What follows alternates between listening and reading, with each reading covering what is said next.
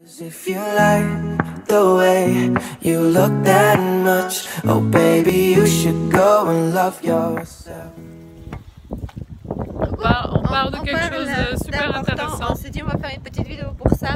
Ouais. On se disait le fait de mettre des limites à nos enfants, mais pas répéter. Ouais. Par exemple, je sais pas. Ça arrête 2 minutes parce que ça se sent peut-être.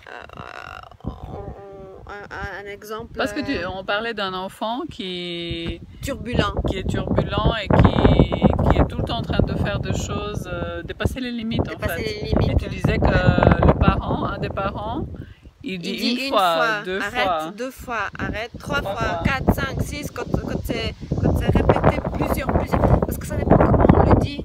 Moi je pense qu'il faut quand on dit stop, il faut qu'on s'arrête, qu'on regarde l'enfant, qu'on lui dise maintenant tu arrêtes.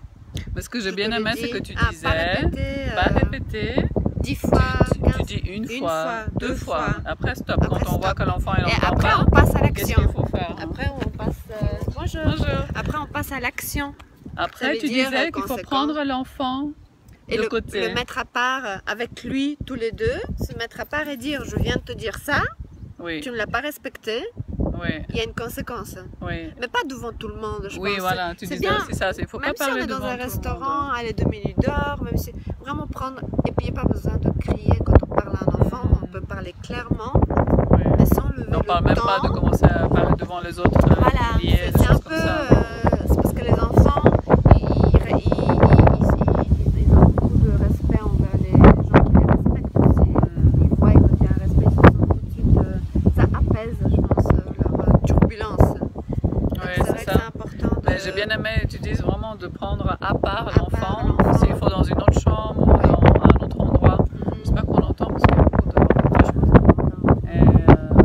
Et de parler les yeux dans les yeux avec l'enfant séparément. Se mettre, s'il faut, ça, c'est aussi prendre du temps avec l'enfant. Oui, prendre l'enfant de... Voilà. C'est ce qu'il a besoin. Quand on est ensemble puis qu'on lance comme ça, arrête de faire ça.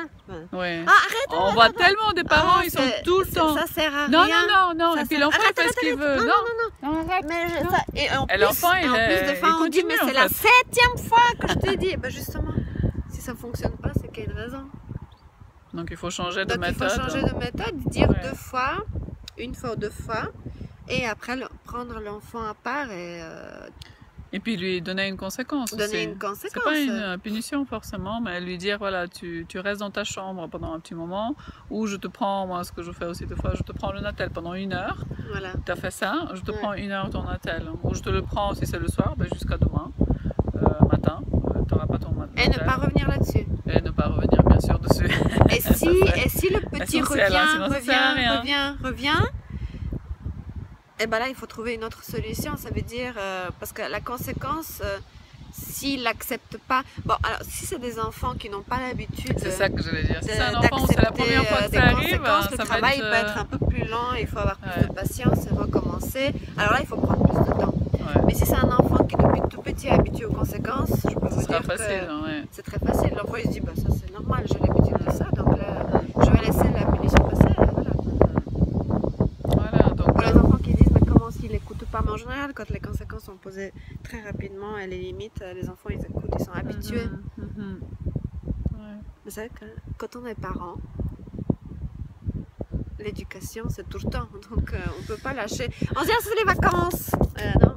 Ou c'est pas le moment, ça on entend beaucoup. Ah non, mais là c'était pas le moment, non. Là je lui dis rien parce que j'ai pas envie de me prendre la tête. Si on part avec nos enfants... Si ça arrive, c'est que c'est le moment de dire quelque chose. Oui, c'est ça, si ça arrive, c'est que c'est le moment de dire quelque chose. Parce que les enfants, ils sont très malins, ils profitent direct. Hein, c'est important qu'on réagisse, vraiment, qu'on réagisse. Et ils attendent ça. Fermeté. Parce que fermeté rime avec amour, avec respect, fermeté, ça va ensemble. Hein.